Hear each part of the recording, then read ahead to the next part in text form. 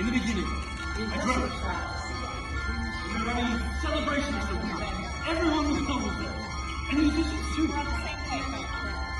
Then, in the middle of my dream, in walked the grandmother. And she rescued me. How did she look? She looked like She said to me, a blessing on your head. To see the Lord well. In such a son-in-law, I knew and never saw the tailor Mottle Consoil. Mottle? A worthy boy see. A wise family.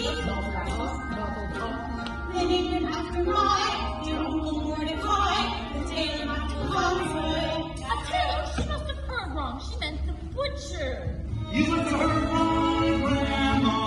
There's no tailor. You mean the butcher, Grandma, by the name of Laser Wolf. No! I mean the tailor, Tag, you're my great-grandchild. A little boy told who you named for me. Mottle's bride was meant to be. Such a nighttime rain. In heaven it was made. A fine upstanding boy. A comfort and a joy. The tailor Mottle Consoil.